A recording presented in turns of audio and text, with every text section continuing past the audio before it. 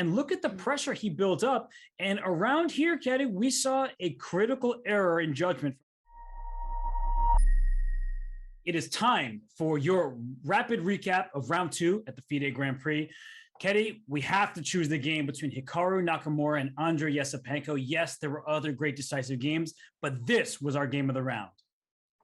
It is our game of the round because of the beautiful tactic that Hikaru just made in this game, and we're about to see that.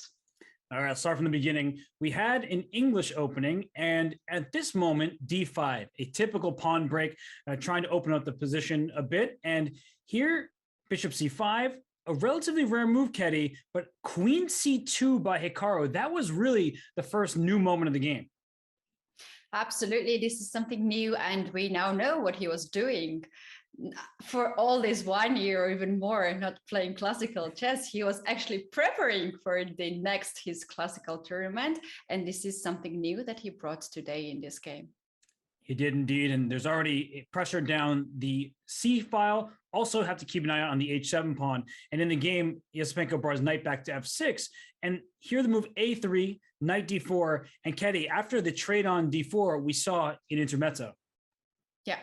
Before here, we were thinking of many moves, knight e4, that goes anywhere, but before was played by Hikaru, and we really love that move. We did, and Esipenko drops the bishop back to b6, and after knight a4, we were talking about some options for black. Maybe pawn to d3 was available. Esipenko chooses rook to e8, and this was a moment you asked me during the game, and Hikaru decided to take the knight on the bishop on b6 and follow your advice. Very good, Hikaru. I definitely thought so, because after takes, he made the move e3, and Keti, the bishop pair, is reigning supreme.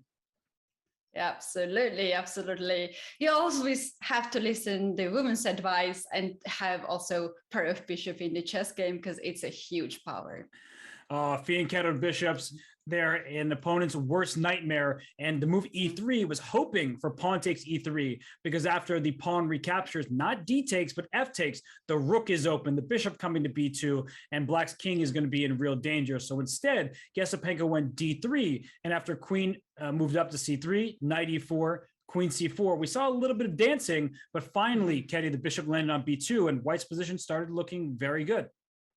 Yeah, absolutely. Look at this bishop having not dark square bishop for black here that made b2 bishop superior in this diagonal. And obviously Hikaru used that one.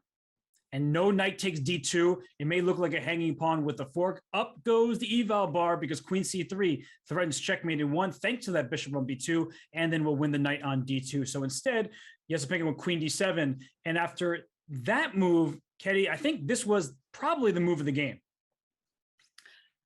To give up the light square bishop, right? That's the moment. It's so engine-like move. Like, it's so low chance that human will make this kind of move, because we actually don't give up the light square bishop and leave the king alone there.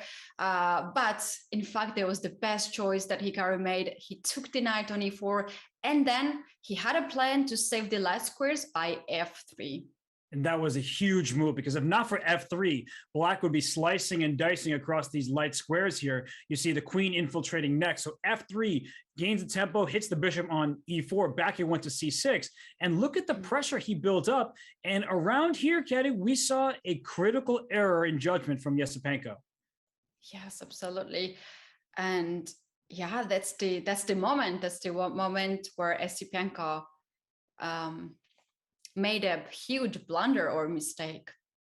Yeah, I mean, this move b5, it's clear that that was the plan of Hikaru, doubling his rooks, putting the queen on f4, and black had to make the move b5. White still has a better position pretty much no matter what the line is, because if we make a move like rook d4, the pawn on d3, that's not a great pawn. The bishop on c6, it is staring at f3, but it's just not as powerful as the bishop on b2, and so white has the healthier pawn structure in a better game. But Keti, queen e6, that played right into Hikaru's tactical hands. Yeah, and this move looks so peaceful. It's just a move by the queen, but in fact, this runs into long-term tactic, which was said by Hikaru. B5 was played the pawn sacrifice. And in the very end of the line, this bishop on b5 was not guarded, and that's what actually white used. It looks like white is better because black's pawn structure is worse, these double isolated b pawns. But as you point out, loose pieces drop off. The bishop on b5, not defended by anything. You say, who cares? It's not under attack. But watch what Hikaru does. Rook d7, rook c8 check, and finally, wham, bam. Thank you very much, Andrey Esipenko, because bishop f6 exposes the black king. And after pawn takes f6, we saw queen g4 check. And Keti, there's nowhere the king can run. You're losing material. No way, no way. Wherever you choose to go, white will anyway attack the bishop and wins material. That's right. I mean, king to f7 runs into an eventual, I'll just put it on the board, trading rooks and queen h5 check. The bishop is lost. The king has to move. If the king had gone to h8 and the game went to f8, there was queen b4, which is a brilliant shot. I'm sure Esipenko missed these ideas. And the point is, after queen takes b4, I throw rook takes d8 with check, intermezzo, take the queen up in exchange. So honestly, that was a good tactic. But even after this, Keti, it felt like Hikaru played really precisely to give Esipenko no chances. Yeah, that's what I had in my head too. The way how Hikaru played here was just the way how it should be, taking the bishop now and king f2, avoiding any check on the first rank, and also keeping the eye on d3 pawn. That's right, because queen takes b6 instead of king f2 would have walked right into queen c1 check, and you see the evaluation bar dip because you're losing the d2 pawn with check, and at best, white is going to escape with a draw because of the exposed black king. So instead, king f2, great choice, and look at Hikaru go. He scoops up one pawn, and then I really like the way he did this, Keti, by pushing his h pawn up the board just to start creating some checkmating threats. Yeah, creating checkmate threats. Also, let's keep in mind that any queen trade here is just good for white because the pawn structure is beautiful on the king side. There are extra pawns, and white king is ready to pick up the pawns on b file one by one.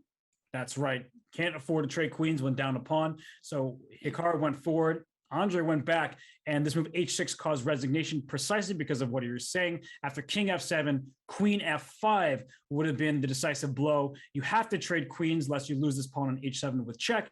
And after the queen trade, exactly what you said comes to fruition. White with an extra pawn, healthier pawn structure, king walking over to b4, pawns up to d4 and e4. And that is that. And that is your round two rapid recap.